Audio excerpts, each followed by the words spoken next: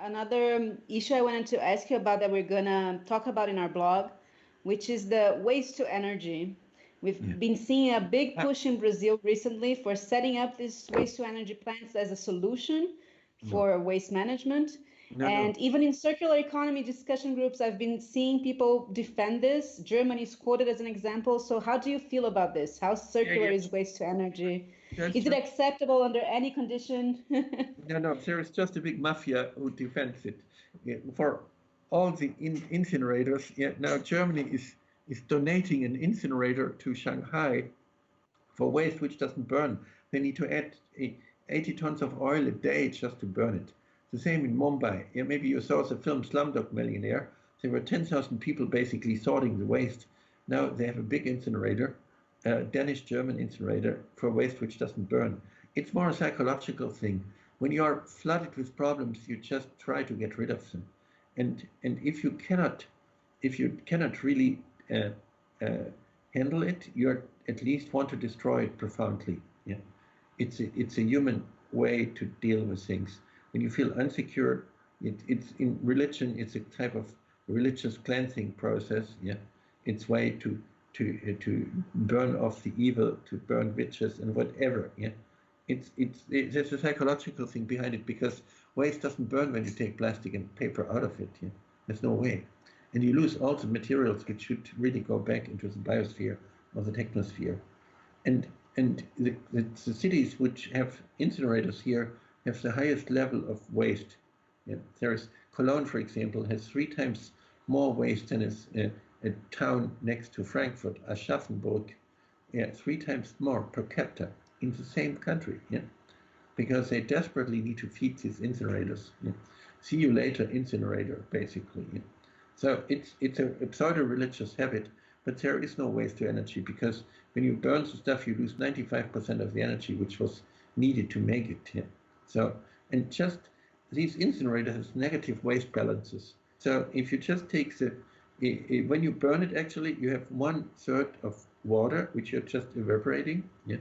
You have 1/3 of residues of ashes, and only 1/3 is actually incinerated. Yeah.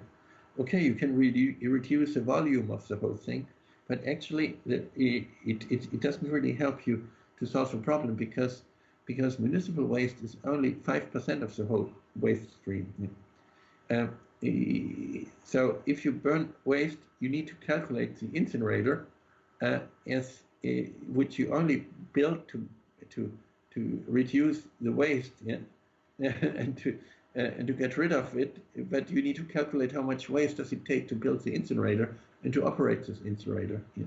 And within 20 years, the incinerator can never compensate the amount of waste which has been generated by making it and operating it. No way. Yeah, so they're basically waste-making machines. Yeah.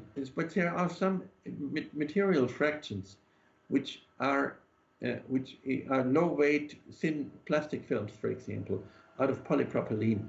It's not worth to collect them in for any type of recycling, and it makes sense to burn them. Yeah, at this point, but this can be done in rotary kilns in the cement industry, for example.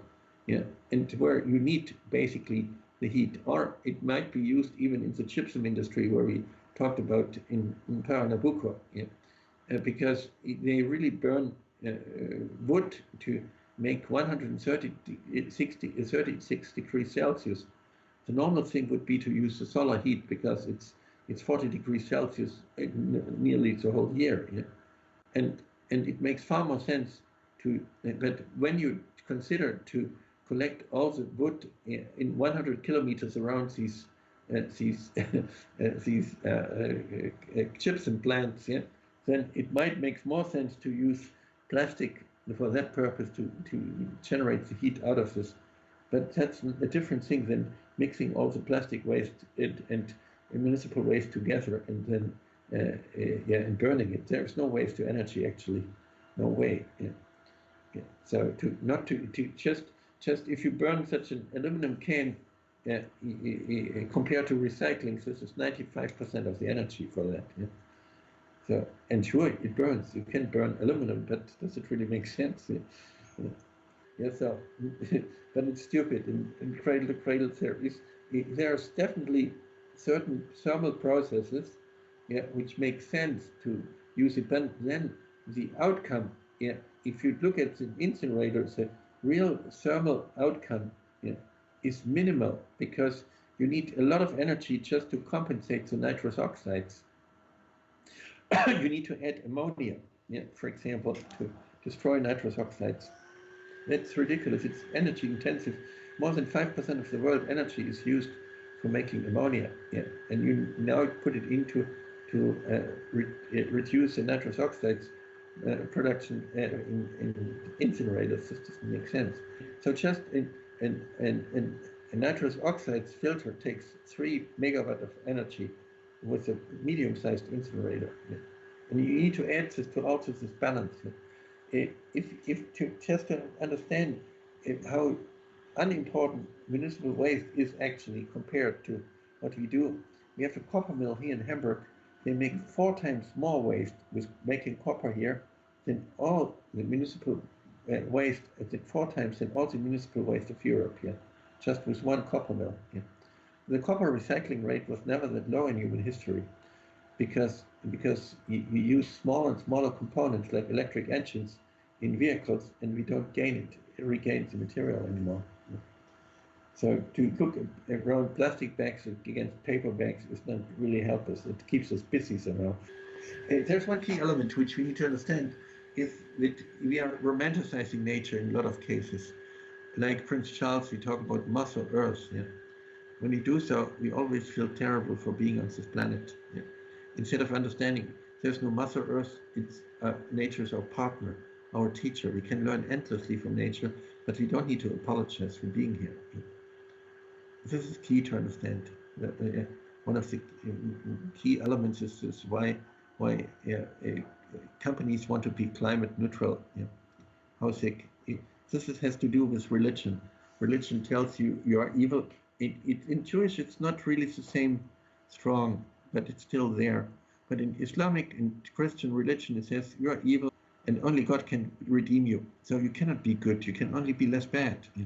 The highest is to be neutral. Yeah. But did you ever see a carbon neutral tree? Yeah. So if the tree is good for the climate, it's not carbon neutral. It's not climate neutral. Yeah. But it's a religious thing. It's based on religion. It's not based on rational thinking. And we just transfer our religious habits in society to environment because we feel somehow bad for what we do to Mother Earth. No, we need to learn to become native to this planet. We can delegate it to some native people. It's us. Yeah, yeah.